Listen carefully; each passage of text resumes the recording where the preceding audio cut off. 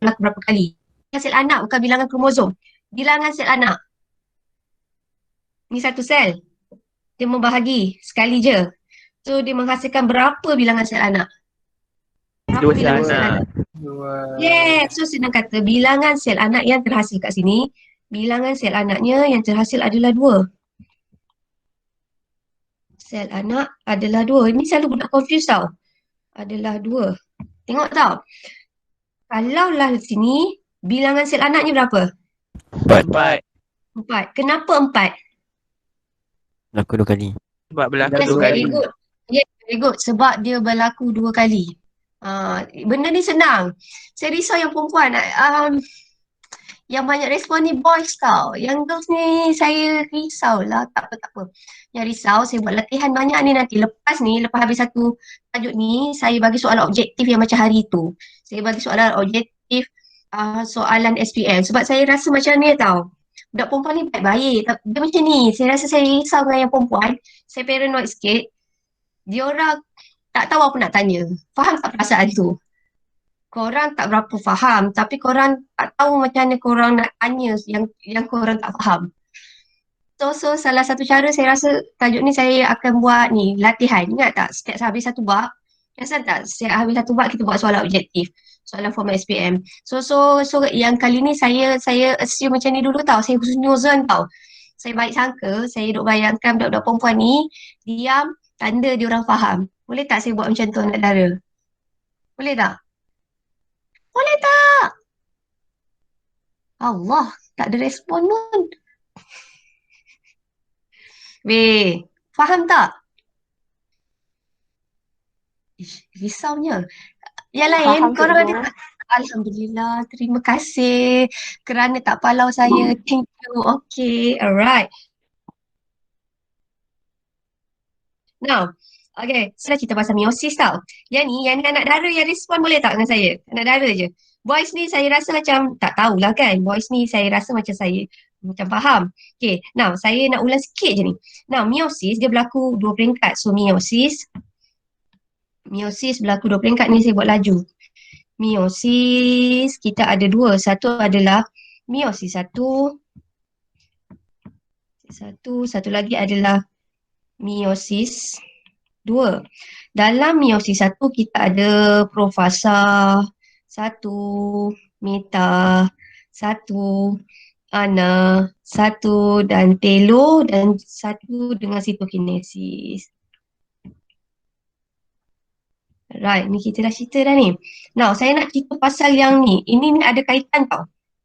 Saya nak cerita hari ni macam mana kalau daripada gambar ni bila bilangan kromosom tu jadi separuh. Seingat awak, bilangan kromosom kalau kita cerita pasal meiosis adalah proses menghasilkan gamet. Gamet ni dia akan menghasilkan bilangan kromosom yang separuh. Awak ingat tak time bila bilangan kromosom tu dah start jadi separuh? Saya bagi hint dalam meiosis 1.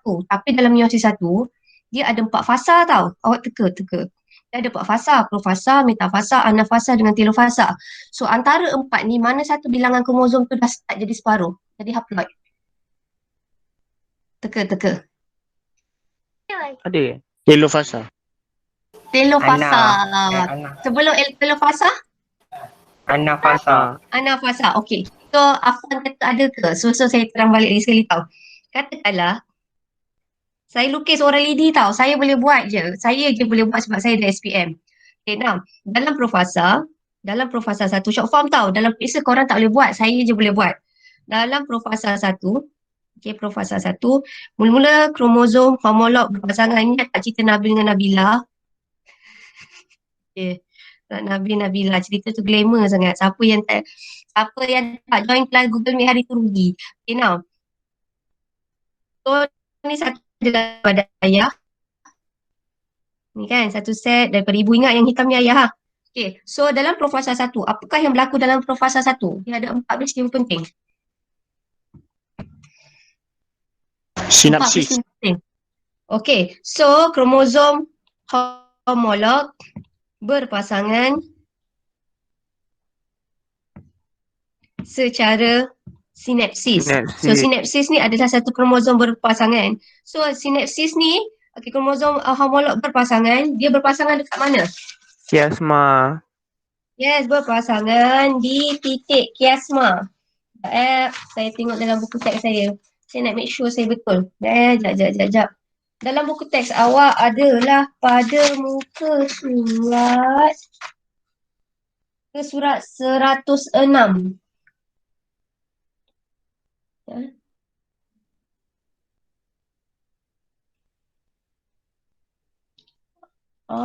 Okey. Ni okey. Saya nak betulkan. Saya rasa saya dah silap sikit. Kromosom homolog berpasangan secara sinapsis.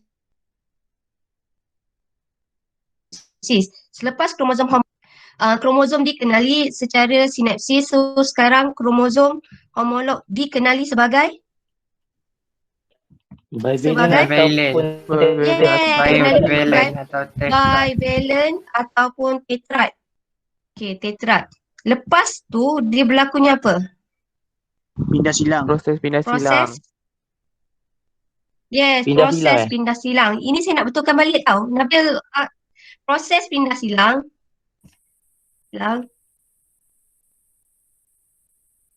berlaku Kiasma. di kiasma. Okey, so saya padam sikit. Saya lukis, bismillah. Okey, saya lukis ni. Saya lukis one more time. Okey, now katakanlah kita ada kromosom. Lepas tu kromosom ni, alright, sekejap ni, dia berlakunya ni tau, pindah silang. So, saya nak ulang tau. Tempat dia berlaku pindah silang ni,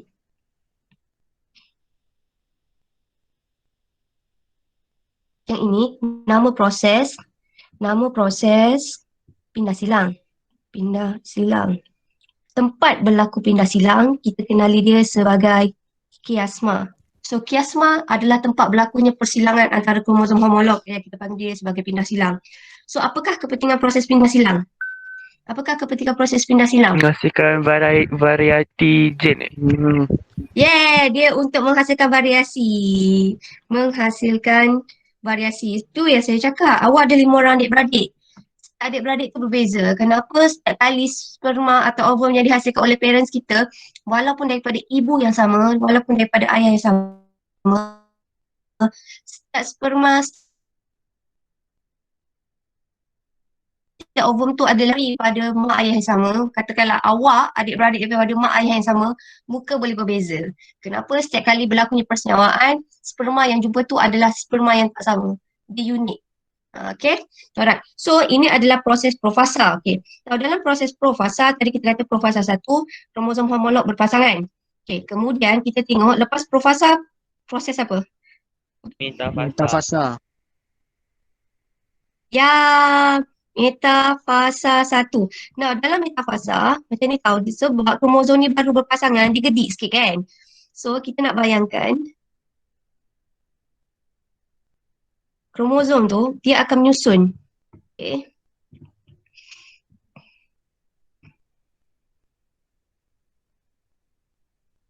Sekejap saya ambil warna hitam. Bawah, katakanlah pindah silang ni berlaku yang ni. Yang sebelah sini ni nanti jadi hitam. Okey, sebelah sini macam ni. Nampak tak? So, yang ini kita nak kata, ini yang berlakunya pindah silang. So, awak nampak kat sini, sekejap saya lukis sini hitam. Sini hitam. Ini adalah metafasa. Lepas tu tadi saya kata bilangan kromosom tu jadi separuh. Macam ni tahu nak kira kromosom. Ini 1, sini 2, 3, Aiman Zakwan, 4. Okey, lepas metafasa 1, okey. Fasa yang seterusnya adalah anafasa. Dalam anafasa ni, dalam anafasa ni, kromosom ni dia akan bergerak ke kutub bertentangan tau. So, kita nak bayangkan dia bergerak bukan 4. Perasan tak? 2 akan pergi belah kanan, 2 akan pergi belah kiri. So, kesimpulannya, bilangan kromosom menjadi separuh ataupun haploid berlaku pada anafasa 1. Sini anafasa 1, okay, bilangan kromosom dah mula jadi haploid. Kenapa? Kalau ikut daripada gambar ni, asal kromosom kita ada 4. 1, 2, 3, 4. Tapi bila anafasa, kromosom tu bukan 4-4 pergi ke utara, bukan 4-4 pergi ke selatan. Dia bahagi 2. 2 pergi utara, 2 pergi selatan. Boleh faham tak? Boleh faham tak? Boleh ke tak? Faham. Boleh. Faham? Apa yang korang faham? Sekejap Dia Okay. cakap tadi lah. Allah. Betul? Okay. Right, tak apa. Sekejap Saya okay kalau Afwan. Afwan dia memang suka drama ni. Dia dah mengaku dah dia memang fans untuk drama kita ni. Sekejap Ni satu tadi ada belang kan? Sekejap. Hayah. Sini belang kat sini. Sini. Sekejap. Sini belang kat sini. Okay. So bila anafasa dia dah jadi separuh. Masa telofasa dan sitokinesis saya terus bahagi 2 tau. Sitokinesis fasa yang kedua ni, ini anafasa, lepas anafasa adalah telofasa dan juga kalau sitoplasma membahagi apa namanya? Sitokinesis. Sitoplasma Kinesis. membahagi apa? Yes, sitokinesis. Nah, kalau sitokinesis untuk haiwan apa kita kenali? Pencerutan atau pembentukan pad untuk haiwan. Cerat. Yes, pencerutan. Yes, very good. So, dekat sini awak akan perasan, akhirnya, okay, tengok sini pendek, sini saya buat pendek. Lepas tu saya buat, Allah sekejap. Okay, lepas tu saya buat, okay. Satu ni hitam. Okay, satu ni pendek. Tapi yang sini dah ada pindah silang. Yang sini ada merah. Alamak. Hayah, salah lah. Susah. Ya hitam. Sini ada sini. Okay. Okay. Right. Okay. So, akhir dalam metafasa dalam meiosis. So, kesimpulan meiosis satu, okay, bilangan kromosom dia dah mula jadi haploid. Tapi sel anak baru dapat berapa? Sel anak dalam meiosis satu dapat berapa? Yes, baru dapat 2 sel anak. Kalau meiosis yang betul, berapa sel anak dia sepatutnya? 4. Yes, 4. So, akhirnya nanti kita akan dapat 1, 2, 3, 4. Kita akan dapat 4 sel anak tau. 1. Sekejap.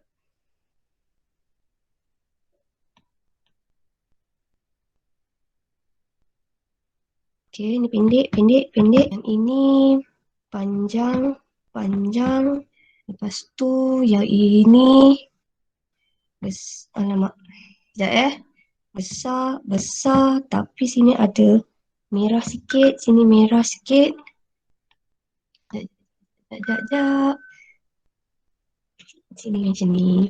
So, kesimpulannya, meiosis adalah proses pembahagian sel yang menghasilkan 4 sel anak yang haploid.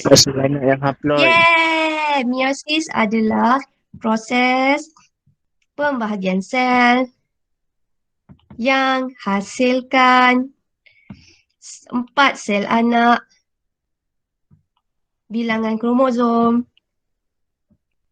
adalah haploid. Dan juga sel anak yang terhasilkan tu sama ke berbeza? Berbeza. Yeah, kita kata adalah sebagai berbeza. Alright. So, kalau awak tengok nota awak, saya ada bagi macam ni tau. Ini adalah comparison. Anafasa. Tengok. Okay, so dia akan jadi separuh. So, kita tengok dekat sini tau, apakah persamaan ataupun perbezaan antara mitosis dengan meiosis. Okay, kalau soalan tanya perbandingan, saya lupa tau. Kalau soalan periksa tanya perbandingan, awak kena beri persamaan dan juga perbezaan. So, apakah persamaan antara mitosis dengan meiosis? Apakah persamaan antara mitosis dengan meiosis? Apakah persamaan? Kedua-dua ni adalah apa? Proses Kedua-dua pembagian sel. adalah Pembahagian nukleus dengan Pembahagian cytoplasma. yes, nukleus dan kedua-dua adalah sitoplasma. proses pembahagian sel. Alright. Okey, lagi persamaan yang lain? Dua-dua dari sel diploid. Ya, dua-dua hasil adalah daripada sel diploid. Dan dua-dua melibatkan pembahagian nukleus dan juga pembahagian sitoplasma. Okey, dan kedua-duanya berlaku dekat sel. Okey, now. Apakah perbezaannya? Perbezaannya paling utama adalah dari segi bilangan. Okey, satu yang ini bilangan untuk meiosis dia akan menghasilkan bilangan kromosom yang haploid. Dan kedua ni kalau mitosis dia akan menghasilkan bilangan kromosom yang diploid. Now, dekat sini kandungan genetik. Manakah satu kandungan genetik yang sama? Manakah satu kandungan genetik yang sama? Sel yang terhasil daripada proses apa? Mitosis ke meiosis? Yes, Mitosis. proses yang adalah daripada proses mitosis. So, bila dia mitosis, kandungan dia sama. Kenapa kandungan genetik dalam mitosis adalah sama? Kenapa dia sama? Kenapa dalam mitosis dia sama Sebab dia kandungan nak genetik dia? bagi klon kan untuk hasilkan sel yang sama. Macam mana dia boleh jadi sama? Apa dia? Okay, Afwan ulang balik. Afwan? Sebab ada proses pindah silang berlaku. Yes, sebab dekat sini tak berlakunya proses pindah silang. Yang sini berlakunya proses pindah silang. Okay, right. So, latihan. Okay. Nyatakan perbezaan paling ketara antara meiosis 1 dan meiosis 2. Apakah perbezaan paling ketara? Apakah perbezaan paling ketara? Apakah perbezaan paling ketara? Meiosis dia menghasilkan sel anak yang haploid.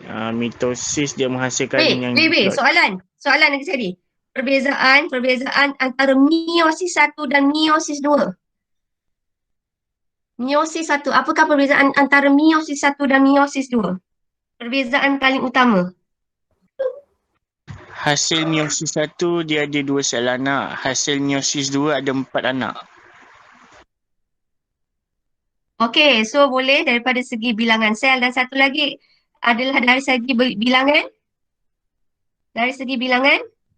Kromosom ke? Kromosom. Yeah, bilangan kromosom. So satu perbezaan meiosis dia, kalau meiosis 1 adalah satu perbezaan, kalau katalah tadi, X kata dalam meiosis 1 bilangan sel anak adalah 2. Dalam meiosis 2, bilangan sel anak adalah 4. Dan satu lagi dekat sini dia punya berlakunya pengurangan kromosom. Kat sini dah berlaku pengurangan kromosom. Di sini bilangan kromosomnya masih tetap sama. Tapi kalaulah awak pening dengan jawapan ni untuk anak dara, awak pegang yang ini, bilangan sel anak. Kalau meiosis, bilangan sel anaknya 2. Kalau meiosis 1, bilangan sel anaknya 2. Sekejap. Kalaulah dalam meiosis 2, bilangan sel anaknya adalah 4. Nah, meiosis 2, soalan nombor 2. Huraikan bagaimana meiosis 2 mengurangkan bilangan kromosom. Lagi sekali. Soalan ni bilalah keluar soalan periksa, dia kata huraikan. Saya tengok jawapan dalam buku teks. Jawapan tu tak sesuai dengan kehendak soalan tau. Ini soalan esei. Kalau lah soalan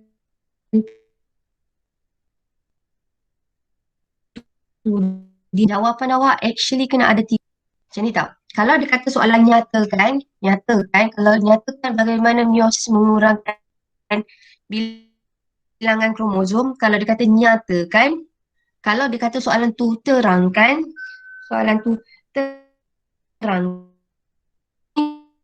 fakta semata-mata. Facts. Kalau terangkan, facts with explanation.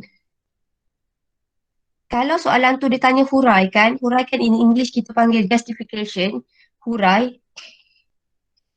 Ni saya bagi awak teknik menjawab tau ni, hurai.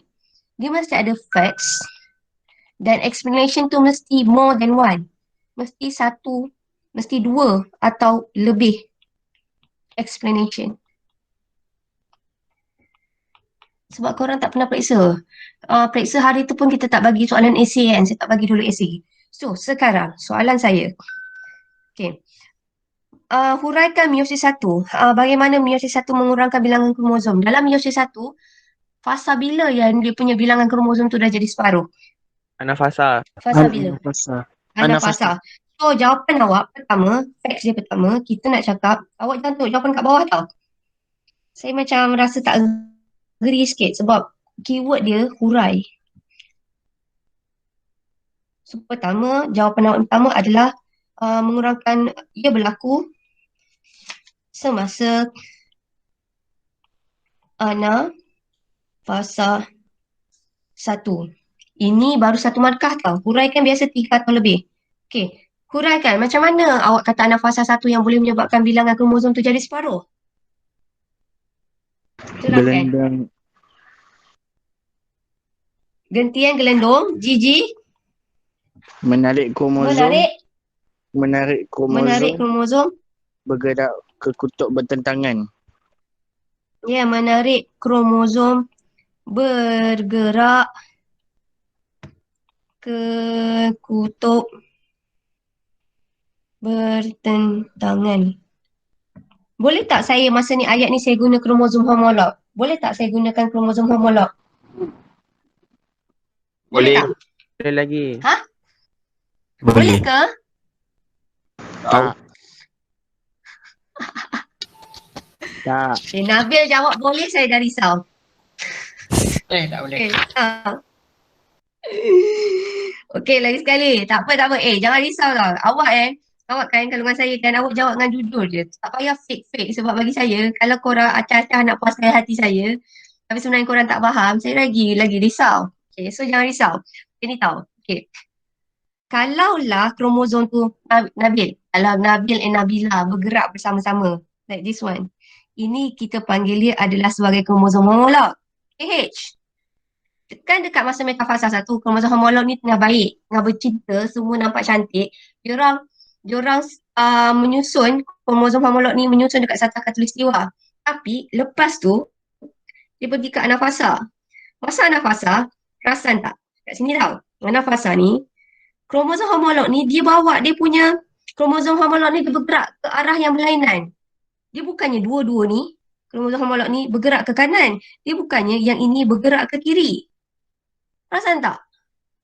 Kromosom homolog tu, dia akan berpisah. Boleh nampak tak kat sini? Boleh. Dia bukannya kan bergerak terus ke kanan. Dia akan bergerak ke kiri. Kromosom homolog tu akan berpisah. Sebab tu, kalau masa anafasa 1, kita tak kenali dia sebagai kromosom homolog. Kita hanya kenali sebagai Kromosom. yes, kita kenali dia sebagai kromosom. Bila masa kita panggil dia kromosom homolog, kita panggil dia kromosom homolog masa 2 fasa je. Kita panggil dia kromosom homolog masa profasa 1 dan juga metafasa 1. So kesimpulannya, awak jumpa kromosom homolog hanyalah pada profasa 1 dan juga metafasa 1. So nak bayangkan dia orang punya happiness tu tak lama. Okey, dia orang punya kebahagiaan antara kromosom homolog tu tak lama. Hanya masa profasa 1 dan juga metafasa 1. Lepas tu, korang dah tak sebut kromosom homolog. Korang hanya sebut Kromosom. dia dah single lah. Kromosom saja. Awak hanya sebut dia sebagai kromosom. Nampak tak? Kita sebut dia sebagai kromosom sahaja. Tetapi masa mitosis kita sebut dia sebagai kromatik. Kenapa masa mitosis kita sebut dia sebagai kromatik? Pasal masa Sebab sentroma putus. masa mitosis Sentroma dia putus. sebab masa ni kromatik kembar tu terputus. So kita sentroma dia dah putus. Nampak tak? Ini adalah sentroma. Alright. So kita nak kata okay, kromosom homolog ni adalah kromosom berpasangan. Tetapi dia berpasangan tu hanya masa profasa 1 dan juga metafasa. Masa anafasa, kromosom homolog tu akan berpisah. Tetapi awak kena ingat, semua benda dekat dunia ni Allah jadikan ada hikmah dia. Macam mana saya nak cakap? Everything happen for a reason. Ada sebab. Kenapa kromosom homolog ni kena bercerai. Ada sebab kenapa kromosom homolog ni dia kena bergerak ke kutub bertentangan. Sebab kalau kromosom homolog ni tidak bergerak ke kutub bertentangan, okay, kita tak akan dapat bilangan kromosom yang haploid. So bila di dalam ni, ini dah haploid. So kesimpulan dia hari ni kita nak kata semua benda yang terjadi tu ada sebab dia. So ada sebab kenapa kromosom homolog mesti berpisah. So dia berpisah adalah semata-mata untuk memastikan akhirnya bilangan sel anak, okay, bilangan kromosom dalam sel anak, bilangan kromosomnya adalah haploid. Kita nak cerita, apa jadi kalaulah kromosom homolog tu kita tak pisahkan dia? Awak pernah terfikir tak apa jadi kromosom homolog tu tak nak berpisah? Kromosom homolog tu tetap je nak bergerak ke kutub yang sama. Apa jadi? Sindrom. Bayangkan. Apa dia? Tak stabil tu. Bayangkan macam ni. Okey, apa yang tak stabil? Very good. Apa yang tak stabil? Tak stabil dari segi apa? Tak stabil dari segi apa? Tak stabil dari segi apa? Set dah. Yes, dia akan jadi tak stabil daripada bilangan kromosom. Okay, so ini jawapan huraian ini je tau. Tak banyak ni, ia berlaku semasa anak fasa 1. Allah. Okay, sekejap Huraikan bagaimana meiosis 1 mengurangkan bilangan berlaku pada anak fasa 1. Jadi menarik kromosom bergerak ke kutub bertentangan dan saya tambah sikit lagi poin dia. Okay, ni salin tau, ini homework. Awak jangan main-main tau, pengetua check korang punya buku. Korang kelas pertama dan kedua. Okay, now. Setiap kutub sel, so saya tulis kat sini tau. Nota dia. So, kita kata dekat sini, setiap kromosom masih mempunyai sentroma. Latihan sentroma. Awak jawab yang ini tau. Dalam jawapan buku teks, dia jawab ni je. Pendek je ni. Tapi saya cadangkan awak jawab panjang macam ni. This one is better. Okay. Now, kita masuk terus ke 6.41. Okay. 6.41. Kita sampai pukul? Okay, 15 minit lagi. Okay. Now, kita nak cerita pasal tadi. Apakah jadi kalau bilangan kromosom tu tak seimbang? Sebelum tu, kita nak tengok pasal mitosis. Apakah itu tumor? Apakah itu kanser? Pernah dengar apakah itu tumor tak? Pernah dengar tak perkataan tumor? Tumor ni tumor ni biasanya bahasa lain adalah ketumbuhan. Ketumbuhan ni tak semua ketumbuhan tu bahaya. Tapi ada masa ketumbuhan tu kita panggil dia adalah sebagai kanser. So hari ni saya cerita yang ini dulu, 6.41. Kalau sempat saya ambil yang ini. Okay, now mitosis tidak kekawal. So mitosis tidak kekawal ni dia akan menyebabkan pembentukan ketumbuhan. So kita ada dua jenis ketumbuhan atau sel yang tak normal. Satu adalah benigna, satu lagi adalah maligna. Benigna ni tak bahaya. Benigna ni macam ni tau. Sel awak, tiba-tiba awak bayangkan kat leher, tiba-tiba tumbuh sel yang tak normal. Tiba-tiba ada besar bengkak dekat leher. Kalaulah sel yang tak normal tu atau tumor tu, dia hanya stay dekat situ, dia tidak bergerak ke sistem badan yang lain, kita panggil dia sebagai benigna. So benigna, kita nak bayangkan benigna adalah sel yang tak normal tetapi tidak bergerak. Bila dia tidak bergerak, dia tidak mengancam nyawa. Dia tak membahayakan kita. Itu adalah tumor benigna. Okey, apakah itu tumor maligna? Tumor maligna ni adalah sel kanser. Sel kanser ni saya nak bayangkan dia macam parasit tau. Apa dia parasit? Awak nak bayangkan ini sel kanser. Dia tumbuh dekat leher. Masalah dengan sel kanser, dia akan serap semua nutrien sel yang baik kat tepi tu. Dia serap nutrien yang baik dekat sel-sel yang baik kat tepi-tepi sel tu, dia akan serap, dia akan membiak lagi besar. Tapi masalahnya, sel kanser tu dia tak besar membiak, tak besar. Dia boleh masuk dalam salur darah kita, dia akan bergerak ke tempat lain. Bila dia bergerak ke tempat lain, dia buat benda yang sama. Okey, dekat situ, dia serap semua nutrien sel yang sihat, dia membiak lagi banyak. Lepas tu dia akan bergerak ke tempat yang lain. Sebab tu korang pernah dengar orang tu kena sel, katalah breast cancer. Orang tu kena breast cancer, tapi dia kata sel kanser dia dah merebak pergi ke paru. Sel kanser ni dah merebak pergi ke saraf tunjang. So macam mana dia boleh merebak? Disebabkan sel tu, ketumbuhan kanser tu, dia masuk dalam salur darah kita.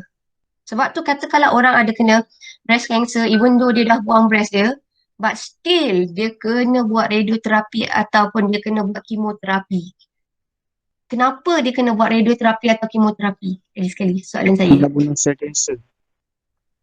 Sebab Nak bunuh bunuh sel kanser. nak bunuh sel kanser, tapi tadi kanser tu ada dekat breast, kita dah buang breast. Sel kanser tu boleh ni balik. Boleh apa balik? Untuk mengawal. Boleh tumbuh balik ah. Boleh tumbuh balik, nak tumbuh balik. Betulkan sikit. Boleh merebak Sikit lagi. Dia boleh merebak lagi, ayat bagi cantik sikit. Bagi Sebab sel mengawasi. kanser, okey, katakanlah adalah makcik ni dia kena kanser. Kanser dia breast cancer. Doktor kata, oh dia dah ada breast cancer. So ada ketumbuhan dekat dia punya breast. So kita kena buang. So dia dah buang. Tapi lepas dia dah buang, doktor kata, puan kena buat treatment radioterapi atau kemoterapi. Kenapa doktor kata, walaupun dia dah buang breast yang ada kanser tu, yang ada tumor maligna tu, doktor suggest dia kena buat kemoterapi. Kena makan ubat juga. Untuk pastikan kanser tu tak kembali. Yang merebak tu nanti dia Stabilkan. bunuh lah. Sebab Lagi. Stabilkan ke? sebab radioterapi ni Untuk mengawal. bunuh kanser. Tak, sel kanser tu okey. Okey, membunuh sel kanser kat mana? Tadi kita dah buang kat Dekat bahagian lain lah. Untuk membunuh sel kanser dalam Ya, very good, dekat bahagian badan yang lain. Macam ni. Yang main dia, ketumbuhan tu, kanser tu dah dekat breast tu, kita dah buang. Tapi masalahnya, ada orang kurang bernasib baik, dan nama dia kanser kan tadi. Saya kata kanser ni tak boleh duduk diam kan. Dia masuk dalam salur darah, dia akan attack badan yang lain. So basically katakanlah kanser tu ada bergerak ke tempat yang lain, takkan kita nak operate semua tempat. Yang biasanya paling besar katakanlah kat breast, yang itu kita buang. Tapi ada sel kanser yang kecil-kecil, dia masuk salur darah, dia masuk sistem badan yang lain. So cara lain kita nak rawat, nak bunuh sel kanser tu dengan kemoterapi. So rawatan untuk kanser ada 3 tau. Pertama pembedahan, buang. Terus lepas pembedahan, dia akan buat kemo atau radio. Kalau radioterapi biasanya kita bagi sinaran ion yang tinggi. Okay, kita bagi sinaran. Kalau kemo makan ubat. Okay, so kalau lah kemo di kimia, so kalau kemoterapi dia makan ubat, tapi keburukan satu kemoterapi dengan radioterapi, selain dia bunuh sel kanser, dia akan bunuh sel-sel yang baik. Tapi jangan risau, sel yang baik tu akan tumbuh juga. Contohnya sebab tu kalau orang buat radioterapi ataupun kemoterapi, kalau awak perasan bulu mata dia gugur, dia punya kening tak ada, sebab kesan daripada radioterapi atau kemoterapi, sometimes kesan dia akan menyebabkan sel-sel yang baik tu turut mati, turut dibunuh. Tapi jangan risau sebab bila dia dibunuh, dia akan tumbuh sel yang baru, sel yang baik. So itu adalah kita kata ubat dia. So senang kata kanser ni masalah kanser ni, jahat dia sebab dia tak stay kat situ. Dia boleh bergerak ke sistem badan kita yang lain. Okay, so ingat tau, tumor ada 2 jenis, ketumbuhan ada 2 jenis. Satu adalah maligna, satu adalah benigna. Mana satu yang bahaya tadi saya cakap? Benigna ke maligna? Yes, maligna yang jahat. Maligna ni boleh menyebabkan mati. Maligna mati. Kalau benigna dia diam. Tapi biasanya doktor akan suggest. Bukannya saya kata, oh pertumbuhan tu tak bahaya. Awak apa-apa awak kena pergi jumpa doktor. Sebab ada certain benigna, kalau kita tak rawat, dia makin besar, dia boleh berubah menjadi sel kanser. Okay, so anything, apa-apa ketumbuhan yang pelik, kita kena pergi jumpa doktor. Okay, alright. Yang itu saya tak ada experience pasal kanser ni, tapi ketumbuhan biasa tu saya ada. Perempuan biasa kita ada ketumbuhan, bukan pasal apa progesteron estrogen. Tapi kalau kita tak ada hormon progesteron estrogen, kita tak boleh pregnant. So perempuan is normal kalau untuk awak ada ini. Tumor yang paling famous untuk perempuan adalah dekat ovari, dekat uterus. Pernah tak dengar mak awak ke siapa-siapa dia kena cyst ataupun dia kena fibroid. So cyst and fibroid tu sebenarnya adalah ketumbuhan jenis benigna. So ketumbuhan tu bukan kanser tapi kena buang. Contohnya kalau ada ketumbuhan tu ada dekat uterus, contohnya fibroid. Ketumbuhan tu kena buang. Kenapa kena buang? Sebab ada fibroid, ibu tu susah nak pregnant. Sebab tu ada tumor tu kita kena buang walaupun bukan kanser. So contoh saya ulang lagi sekali macam fibroid dekat uterus. So senang kata kalau uterus dia ada fibroid, ibu tu susah nak pregnant. So bila susah nak pregnant, so doktor akan suggest kita buang dulu ketumbuhan yang ada dekat uterus. Tetapi again perempuan, kita tak boleh buat apa tau. Kita tak boleh buat apa. Senang kata macam ni, awak kena doa banyak-banyak lah. Okay, memang hormon tu kita perlukan hormon. Kalau tak ada hormon, awak tak boleh pregnant. Tapi masalahnya, hormon tu naik turun tu, dia boleh menyebabkan ketumbuhan. So ketumbuhan yang biasa adalah ketumbuhan benigna. So ni nanti kalau awak ada, nanti senang cakap, kenapa saya cerita sebab nanti kalau awak kahwin, awak ada wife, kalau wife awak cerita pasal cyst ke, pasal fibroid ke, korang tahulah. So cyst dengan fibroid ni adalah ketumbuhan. So ketumbuhan jenis apa? Ketumbuhan jenis benigna. So doktor biasa saja suruh buang. Pernah dengar tak? Benar. Tak cyst? Pernah. Kan? Perempuan biasa kan? Ke korang tak pernah dengar? Baguslah korang. Okay, 6. Faktor-faktor yang menyebabkan kanser. Ni saya suka. Faktor-faktor yang menyebabkan kanser pertama adalah senang kata macam ni lah, genetik. Kalau dia ada keturunan tu ada kanser, so chances nak kena tu adalah tinggi. Yang ni saya tak boleh buat apa lah kan. Nah, kedua adalah bahan karsinogen. Nah, bahan karsinogen ni adalah bahan yang boleh trigger sel kanser. Senang kata, dalam bahan karsinogen ni dia ada dekat asap rokok dan satu lagi adalah pembakaran yang tak lengkap, yang tak elok. Saya ambil satu contoh sate tau. Sate kalau orang bakar sate, perasan tak yang hitam-hitam tu? Kat sate kan kita bakar directly dekat arang kan? Dia. Perasan tak? Ada. So sate tu sebenarnya, tapi kita makan sikit. Tak ada orang makan sate satu hari 50 cucuk. Ada ke? Tak ada kan?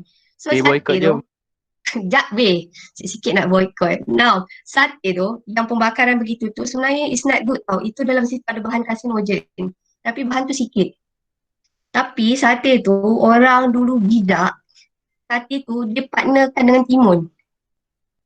So timun tu is like macam neutralkan balik tau bahan karsinogen yang ada kat sate tu. So actually kalau korang makan sate and then korang makan timun, actually is good.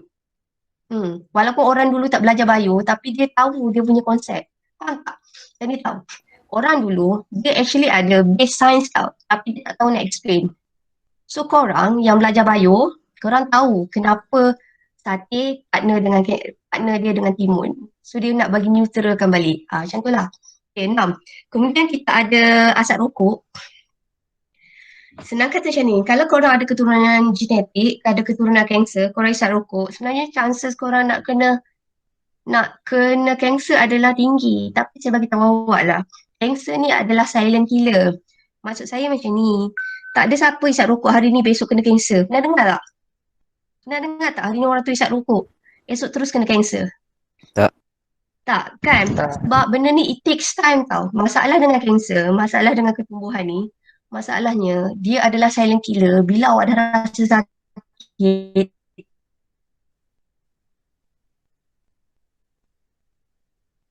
dia dah masuk. Kanser ni adalah something yang susah sikit kita nak detect unless awak rajin buat medical check up. Okay, sebab bila korang dah tahu dia dah masuk stage tinggi. Okay, so for me, untuk saya yang ini korang kena ada healthy lifestyle lah. Yang ni saya susah nak cakap. Kedua adalah ketika adalah sinaran UV. Sinaran UV ni adalah kanser kulit. Sebab tu Mak Saleh, ingat tak saya kata Mak Saleh, kerja dia orang kalau dia orang kat cahaya matahari, dia orang sapu apa kat badan dia orang? Sunscreen atau sunblock. Sunblock atau sunscreen. Kalau korang, tapi perasan tak korang, okay, macam Nabil, ada tak pakai sunblock? Tak ada kan? So Mak Saleh ni katakanlah umur macam awak, kalau lelaki, kalaulah katakanlah umur macam korang kan pakai sunblock, mesti korang kena bahan. Tapi sebenarnya sunblock tu bagus. Tapi korang nasib baik sebab korang punya skin is very tan tau. Kulit korang coklat ni sebab korang ada melanin. So melanin ni sebenarnya fungsinya adalah nak protect awak daripada cahaya matahari. So basically sebab tu Mak Saleh kenapa dia putih? Melanin dia kurang. Bila melanin dia kurang, sebenarnya chances dia nak kena kanser kulit adalah sangat tinggi. So kesimpulannya, kalau kulit korang tan, sawo matang, bersyukurlah Sebab korang ada melanin. So melanin ni dia boleh protect badan awak daripada sinaran UV yang bahaya. Okay. Now, virus HIV. Virus HIV juga boleh menyebabkan kanser. Gaya hidup.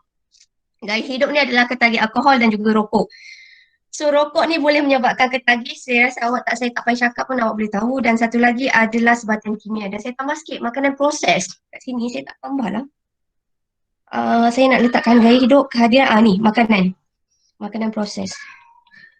Makanan proses. Contoh makanan proses saya ingatkan diri saya sendiri tau ni. Sausage. Nugget.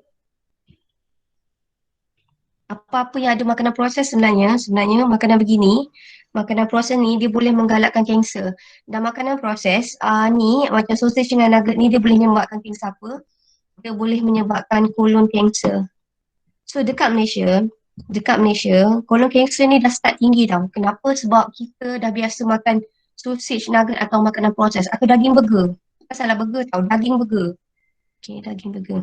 Sebab tu daging burger. Ke US saya cerita pasal korang tengok Black Panther tak? Siapa nama hero dia tu? Allah lupa pula saya. Chadwick, siapa tu? Apa? Chadwick Boseman. Yes, Chadwick Boseman. Okay, Chadwick Boseman tu sebenarnya dia meninggal adalah disebabkan kolon kanser. Okay, now saya nak cerita pasal US ni tau. US ni dekat negara dia orang, sausage, daging burger, nugget ni adalah sangat murah.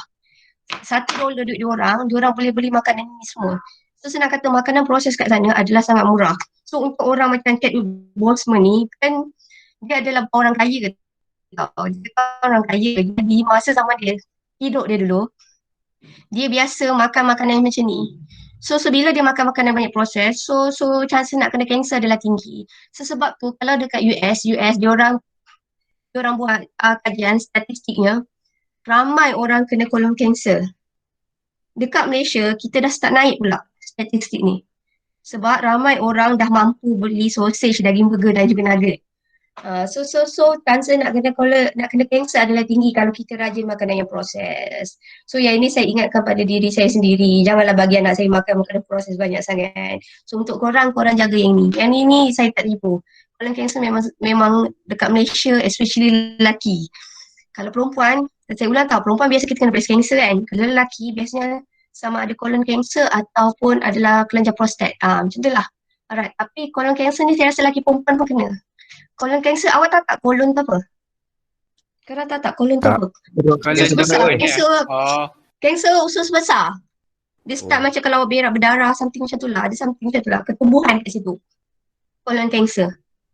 Right, so Kanser leukemia pula macam mana berlaku?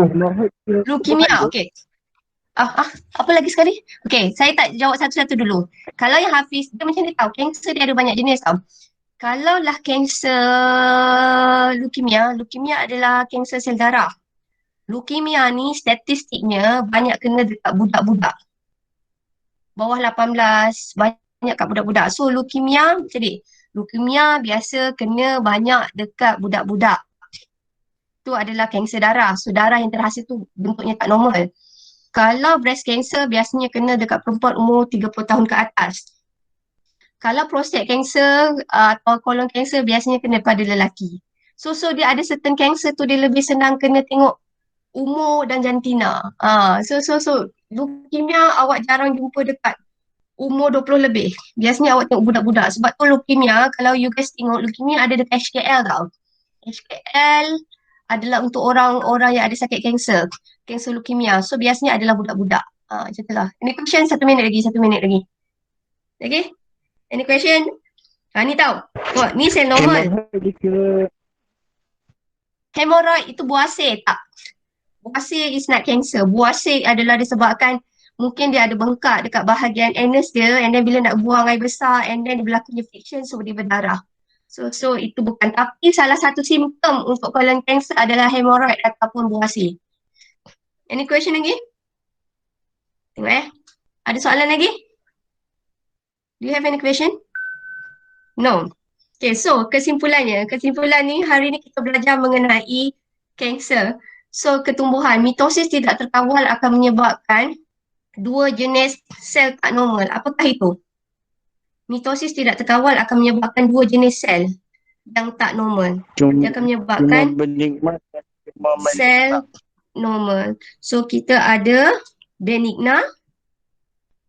Satu lagi. Maligna. Benigna. Satu lagi Maligna. maligna. Mana satukah yang menyebabkan kanser?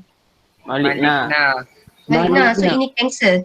Apakah rawatan untuk kanser? Radioterapi. Radioterapi. Kemoterapi. Pembedahan. Radioterapi. Kemoterapi. Radioterapi dan kemoterapi. Okey, so ini adalah disebabkan oleh mitosis yang tidak terkawal. So itu sahaja. Okey, so hari ini punya latihan adalah latihan formatif 6.3. Jawab 2 soalan ni sahaja. So awak tulis tau ni latihan-latihan ni semua. Okay. Any question? Lepas ni subjek apa? Bukan Islam. Pai, pai. Fine. Ini Islam. Dua-dua sama ke? Ya, rasanya. Sampai kelas ketiga. Okay. Alright, so saya cepat habiskan kat sini sebab nanti awak boleh take file dulu sebelum masuk agama. So itu sahaja. Do you have any question?